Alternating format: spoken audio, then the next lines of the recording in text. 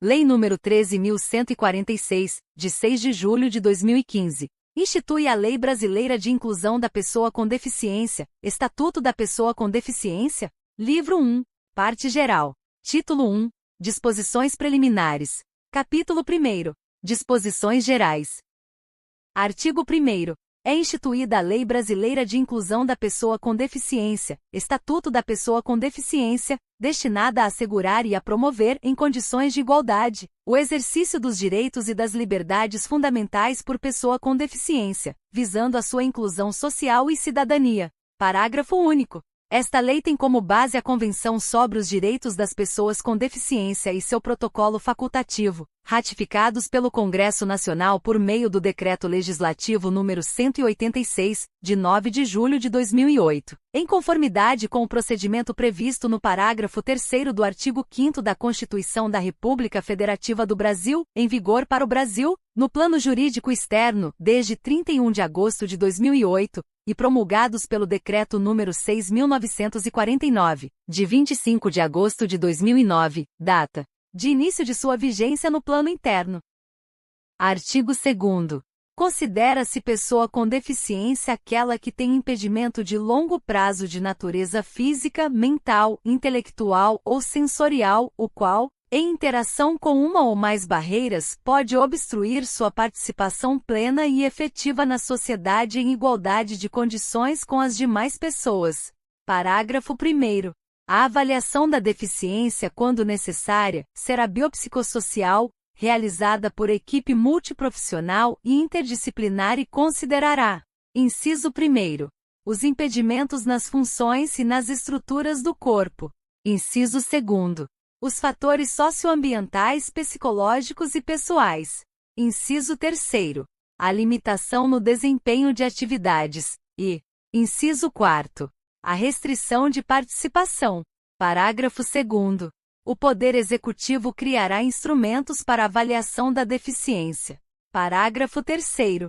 O exame médico-pericial componente da avaliação biopsicossocial da deficiência, de que trata o parágrafo 1º deste artigo, poderá ser realizado com o uso de tecnologia de telemedicina ou por análise documental conforme situações e requisitos definidos em regulamento.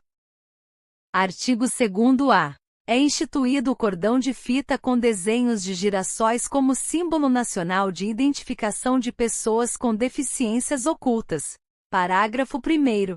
O uso do símbolo de que trata o caput deste artigo é opcional, e sua ausência não prejudica o exercício de direitos e garantias previstos em lei. Parágrafo 2º. A utilização do símbolo de que trata o caput deste artigo não dispensa a apresentação de documento comprobatório da deficiência, caso seja solicitado pelo atendente ou pela autoridade competente. Artigo 3º. Para fins de aplicação desta lei, consideram-se: inciso 1º, acessibilidade, possibilidade e condição de alcance para utilização com segurança e autonomia de espaços, mobiliários, equipamentos urbanos, edificações, transportes, informação e comunicação, inclusive seus sistemas e tecnologias, bem como de outros serviços e instalações abertos ao público, de uso público ou privados de uso coletivo, tanto na zona urbana como na rural, por pessoa com deficiência ou com mobilidade reduzida. Inciso 2º. Desenho universal. Concepção de produtos, ambientes, programas e serviços a serem usados por todas as pessoas, sem necessidade de adaptação ou de projeto específico, incluindo os recursos de tecnologia assistiva. Inciso 3º. Tecnologia assistiva ou ajuda técnica. Produtos, equipamentos, dispositivos, recursos, metodologias, estratégias, práticas e serviços que objetivem promover a funcionalidade relacionada à atividade e à participação da pessoa com deficiência ou com mobilidade reduzida, visando a sua autonomia, independência, qualidade de vida e inclusão social. Inciso 4º. Barreiras.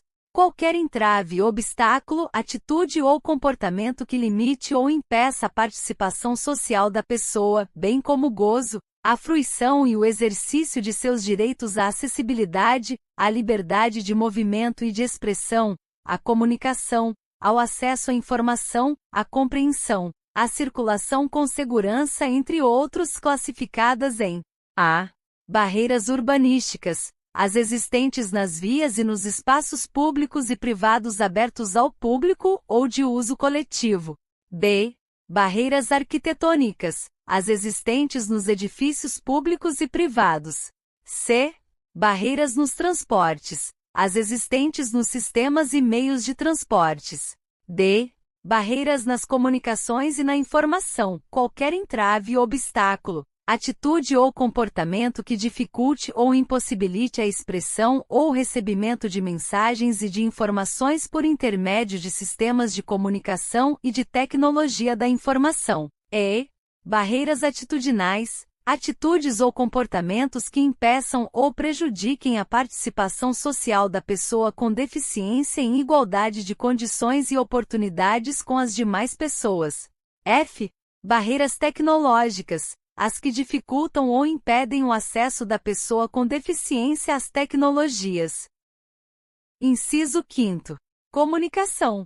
Forma de interação dos cidadãos que abrange, entre outras opções, as línguas, inclusive a língua brasileira de sinais Libras, a visualização de textos, o braille, o sistema de sinalização ou de comunicação tátil, os caracteres ampliados, os dispositivos multimídia, assim como a linguagem simples, escrita e oral, os sistemas auditivos e os meios de voz digitalizados e os modos, meios e formatos aumentativos e alternativos de comunicação, incluindo as tecnologias da informação e das comunicações.